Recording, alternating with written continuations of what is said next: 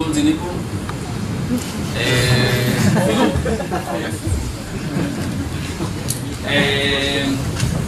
לפני 30 שנה ביל התחיל את המסע שלו, over 30 years,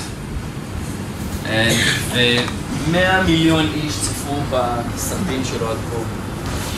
הראשון המאני מאסטרס, שהוא פחות מוכר פה בארץ. מישהו ראה את הסרט הזה, מאני מאסטרס? אוקיי. סוד מרץ עוץ, עושה מרץ עוץ בסיפורו אמיתי. מי ראה את זה הסרט? אמרו פה כולם. אני חייב לספר לכם קוריוז. איפה מרש יאצו? פה? מאסטרו, תקשיבו סיפור. סיפרתי לביל שהסרט שלו מאוד פופולרי, very popular, Secret of Oz, ואמר לי, how much? אמרתי לו 40,000 צפיות. הוא אומר, אוקיי, 40,000, it's not much. ואז אנחנו לקניון איילון להשלים כמה פרטים, ואיך שאנחנו נכנסים, ויש שם איזה פינת טיפולים ככה יפה, ופתאום מישהו מסתכל ואומר, רגע, אני מכיר אותך, הייתי בכנס שלכם, ומסתכל ואומר, ביל סטיל, ראיתי את הסרט שלך. שעה אחרי נחיתה. אתה חושב שזה מצחיק? איך שיצאנו ראים, פגשנו את איציק שמולי, ואז זה היה נחמד. אתה חושב שזה מעניין? יום למחרת.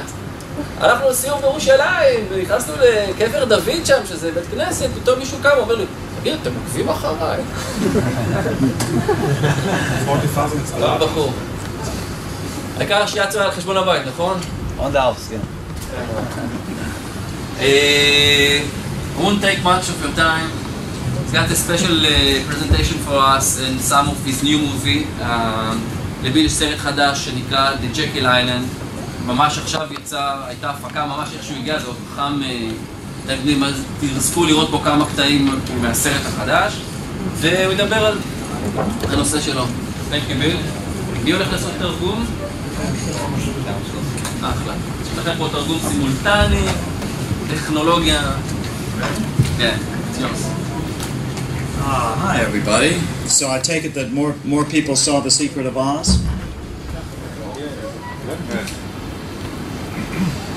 Was that true? More people saw The Secret of Oz? Oh, that's surprising. Okay, good.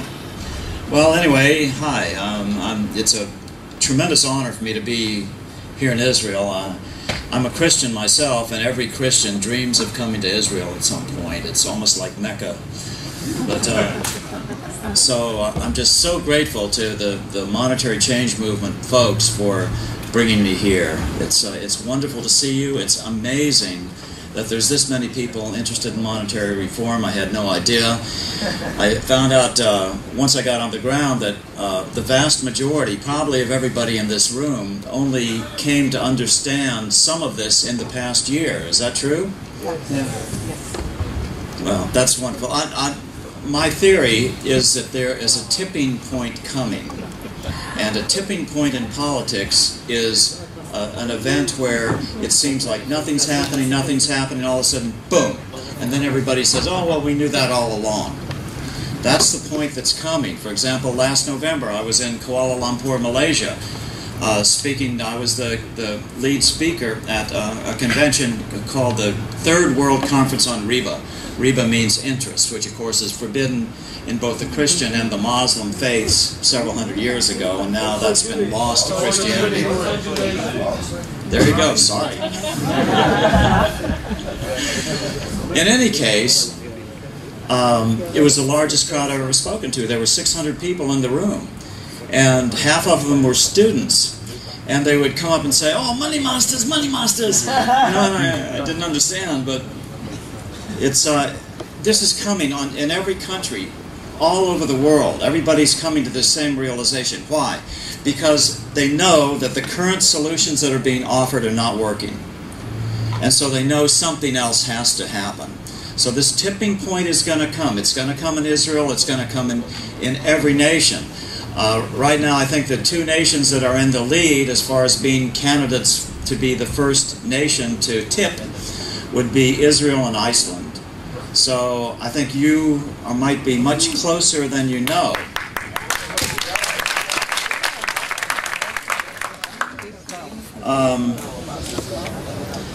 I'm not an important person. I just ran I'm a reporter. I ran a small newspaper just outside of Washington, D.C. for a number of years when I came upon this story in 1980.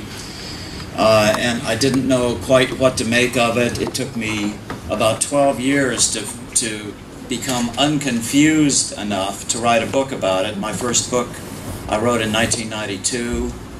And then an attorney saw that, and he had money, and he said, let's make a video so it can hit, a younger generation. So that was the Money Masters. And then I finally found another way to tell the story in 2009 with The Secret of Oz. Am I talking too fast for most people? Okay. So anyway, so now we have a new film with a slightly different spin, and it's updated about 4 years more of my knowledge and understanding, 4 years figuring out how to tell this story more simply, to make this new project a more effective political weapon. That's what I'm trying to do here. So, let's see. Where am I? Got off my track here. I'm going to give you a little different look at monetary reform, but this represents the core of what I think is important for everybody to keep in mind as we go forward, because the powers of the bank will spend literally millions of dollars here in Israel to keep you confused. We're in another gigantic bubble right now, financial bubble, that we absolutely, inevitably will crash again. I would be a fool to tell you when it can happen. I would have thought all this would have been done and finished 20 years ago, but they continue to be able to perpetuate it somehow, but it is going to happen again. A lot of people that I respect think it's going to happen this year. I don't know. But it's definitely going to happen. And we already know from the head of the World Bank what his solution is after this crash. And that is, he has said publicly that he wants a return to a gold-backed international money.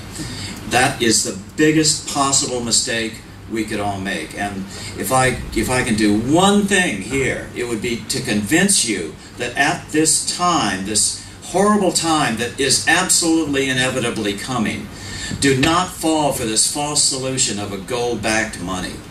Gold is scarce money. Scarce money is not what we need. We need plentiful money. We need the most democratic form of money possible. We need you to be in control of it. It's not what backs the money. It's who controls its quantity that is important. So anyway, what has been the most important theme of the last 1,000 years of human history? I believe it's humankind's escape from serfdom through the development of self-governance. So what is serfdom? It's a lack of freedom, no control over your governance. It's a lack of property ownership to permanently own the fruits of our labor. And it's the law of the jungle instead of the rule of law. So these are the characteristics of serfdom. What are the characteristics of freedom? Effective self-governance, something we certainly don't have today. How many people think that you have the capability of affecting your government? Not very many. Not even the Prime Minister. I can assure you. I know it. It's also protection of private property rights. This is a characteristic of freedom. I'm still going on. It's the rule of law, a system of justice that treats all citizens equally under laws created by the consent of the governed. You are the governed. Government should always be with your consent. Attaining increased freedom means moving from a very steep power pyramid, and you're going to see these little pyramids over and over and over again. I think it's so important. To a very broad-based power pyramid, where power is deconsolidated, that is, spread out to the maximum extent which is politically practical.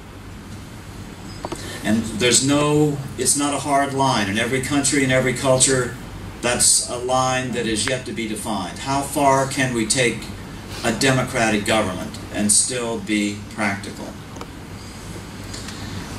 And we the people get to vote on the rules in the public interest. When everyone votes on all the rules, it's called democracy.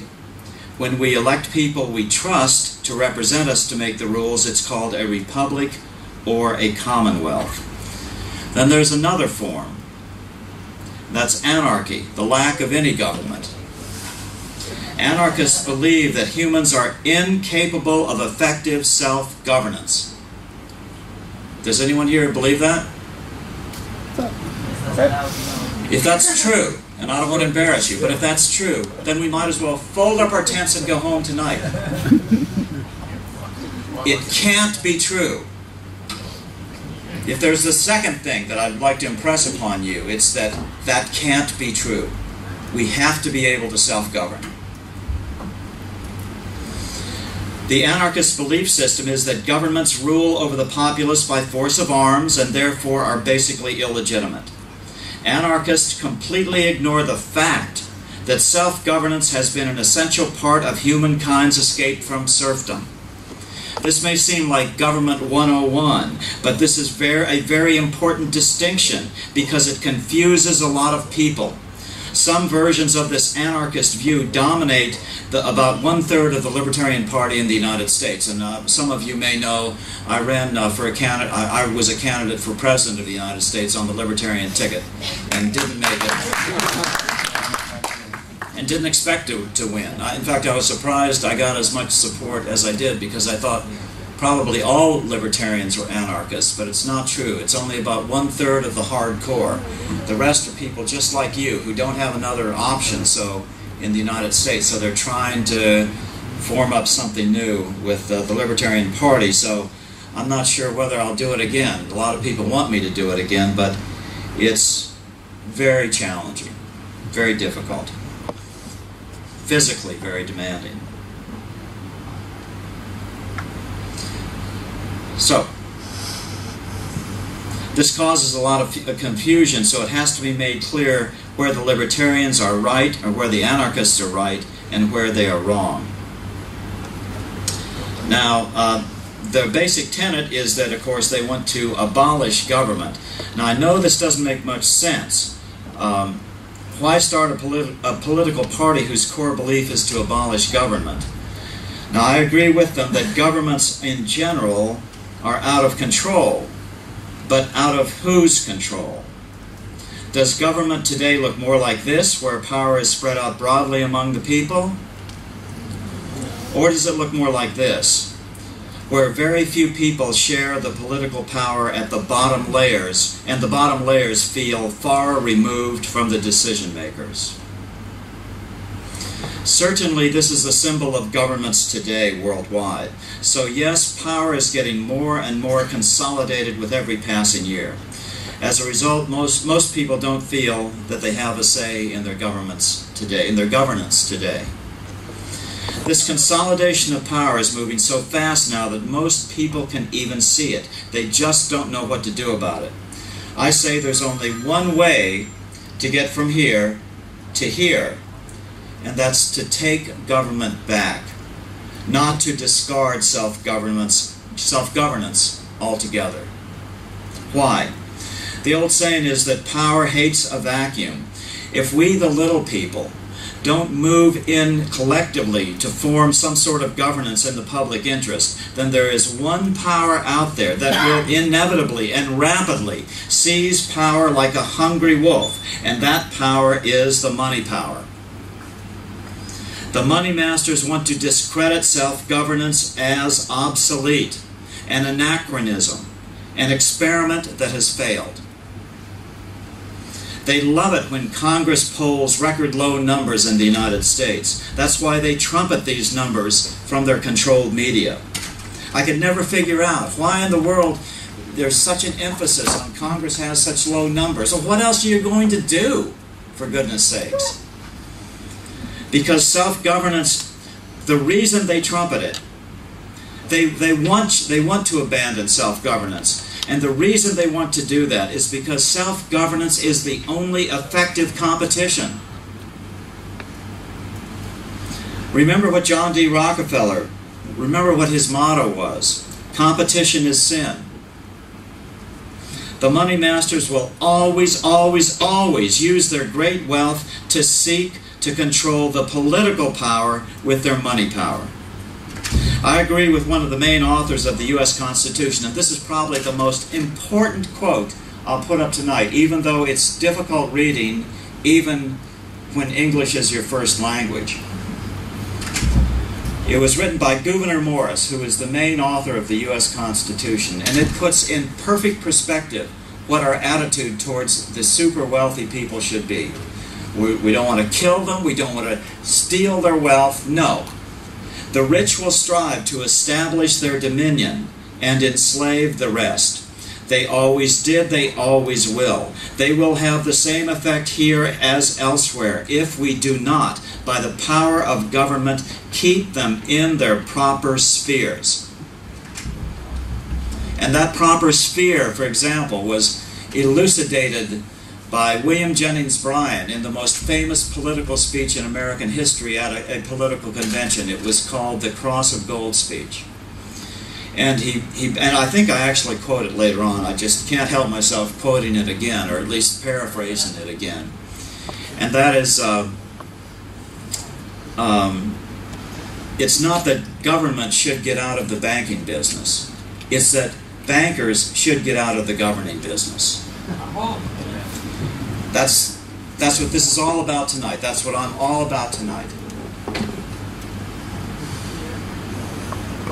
I think this is where our group has gone wrong. We have failed to keep the rich in their proper spheres. We have utterly failed to appreciate how profound this quotation is.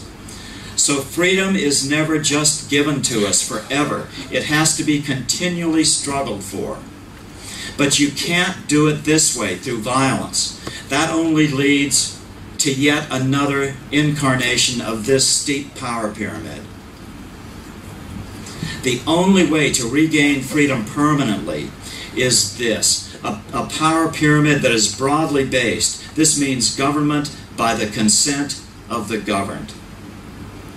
We have to take back self-governance, though, through the political process, and reinstall the rule of law, because there are only two basic alternatives in this life: the rule of law or the law of the jungle. Now, I doubt that anyone in this room would voluntarily vote to return their families to the law of the jungle. You like civilization a little bit, don't you? Or do you have to go out and steal for our food tonight?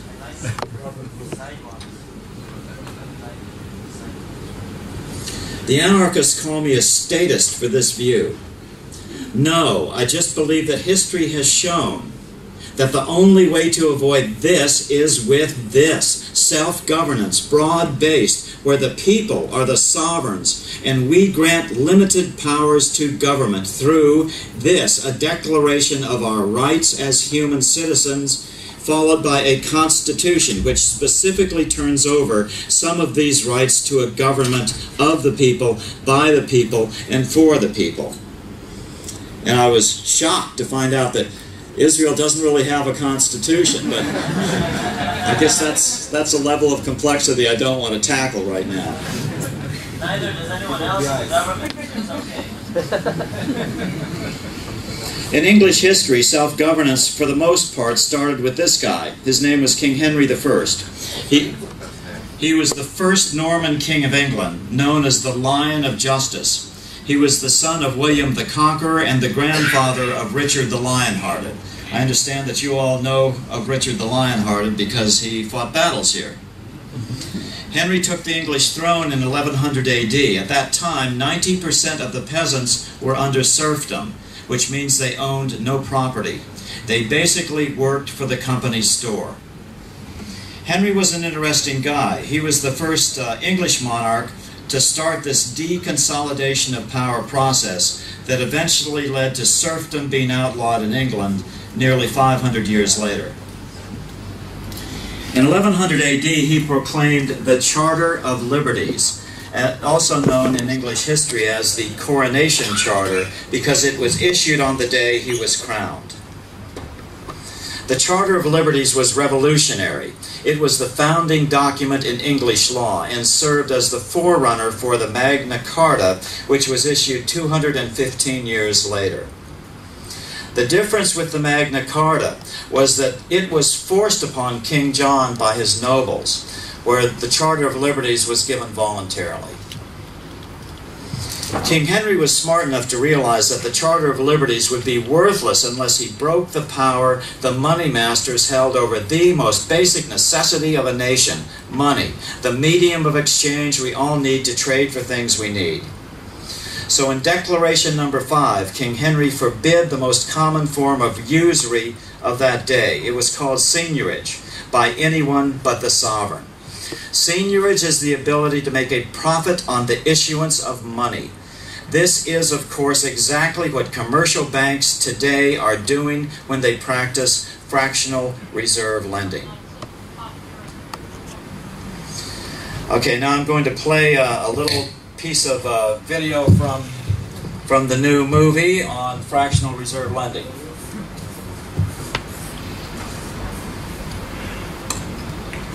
900 years ago, goldsmiths served as the first bankers in England because they had large, secure vaults where they stored their gold as well as the gold of others. Most people simply left their gold in the goldsmith's vault, and the goldsmith wrote out paper receipts for their gold. Soon, people started trading these receipts as money. However, the goldsmiths soon learned two very important ways to abuse their new system.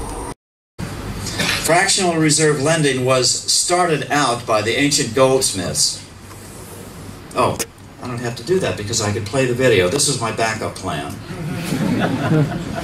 We're going to jump ahead, jump ahead, jump ahead.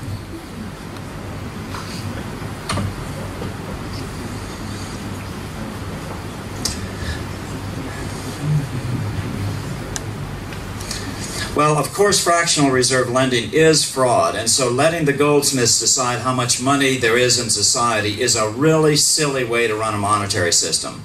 Because under the goldsmith system, still only 10% of the money was gold. 90% was just counterfeit paper receipts that the goldsmiths had the gall to not only send out into the monetary system, but to actually lend out and collect more interest from the ignorant public. In other words, at least 90% of the money in a monetary system was actually just money at interest, credit money. But if all that's not bad enough, it doesn't even stop there. There is an additional layer of injustice yet to this story. Since goldsmiths were creating 90% of the money through their counterfeiting operation, they discovered that by working together, a group of goldsmiths could cause a depression merely by stopping the lending and calling in their previous loans. In other words, reducing the quantity of money in circulation in a nation. That's why I say it's not what backs the money. All that matters is who controls the quantity. And in order to be fair, in order to have a government, a democracy that's sustainable, those people have to be you. So what would happen? Of course, this manufactured depression wouldn't bother the goldsmiths. They already had all the money they needed anyway, and they could always just make more. But it would hurt the commoners. The lower down on the economic scale you were, the more it would hurt. Okay, now I've got another video. This guy is was former head of Canadian Defense and also the Vice Prime Minister.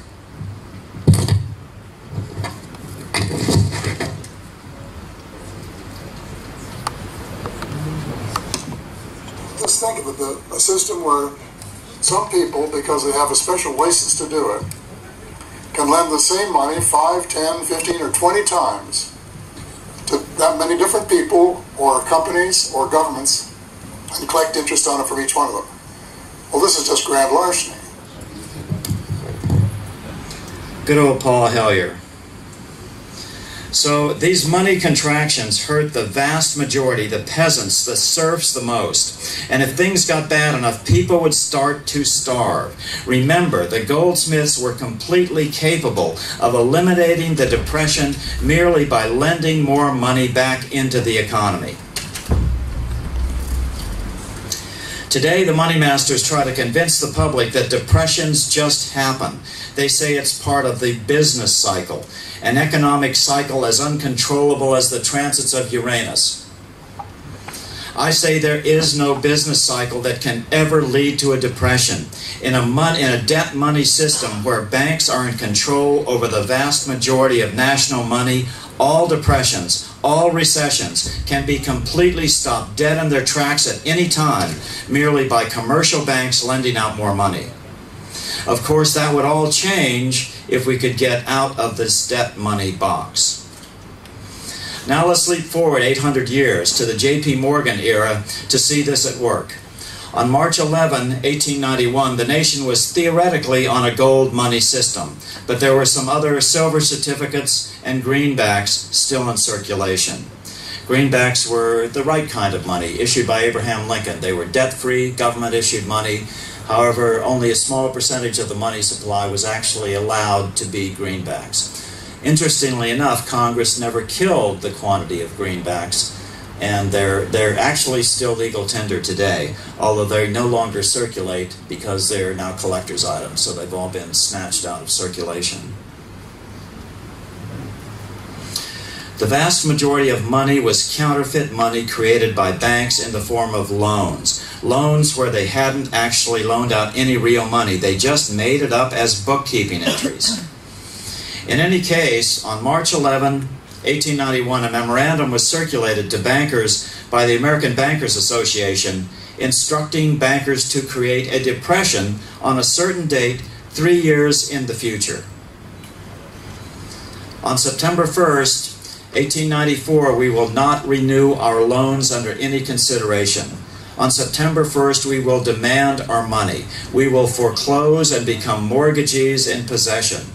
We can take 2/3 of the farms west of the Mississippi and thousands of them east of the Mississippi as well at our own price. Then the farmers will become tenants as in England. That's an astounding quote, but the source is the Congressional Record of April 29th, 1913. So indeed, bankers, even in our day, still create depressions and bubbles and make money no matter which way their pendulum swings. Incidentally, this is the Dow Jones Industrial Average starting in 1900 through 1942. The big bubble here, anybody know what that was? Big Depression. That was the Roaring 20s. That was the 1920s. Where money creation was virtually unlimited. But it still gets worse. The ancient goldsmiths also discovered that by creating these depressions, they could exert a hidden yet powerful control over the king, the sovereign. Why? The average person would never figure out that it was the bankers behind the depression. The starving peasants would always blame the king. So the money masters discovered that they could usually make the king do whatever they wanted merely by threatening to crash their economy. Another Paul Hellyer bit. People have called it the business cycle because I guess that is easier for them to masquerade what is really going on than to tell the truth and say, well, it's really a credit cycle and the banks were creating too much credit and they created a bubble and the bubbles burst and now the pain goes to the people. Incidentally, Paul Hellyer is not just an expert in defense. He's the longest-serving member of the Queen's, something called the Queen's Privy Council, which are the main economic advisors in Canada, even longer serving than a lot of the British royals. So he knows what he's talking about. Leaping forward 829 years, on October 24th, 1929, Black Thursday, According to historian John Kenneth Galbraith, writing in The Great Crash, 1929, says that Bernard Baruch brought Winston Churchill into the visitors' gallery of the New York Stock Exchange to witness the panic that was about to ensue, to impress him with his power.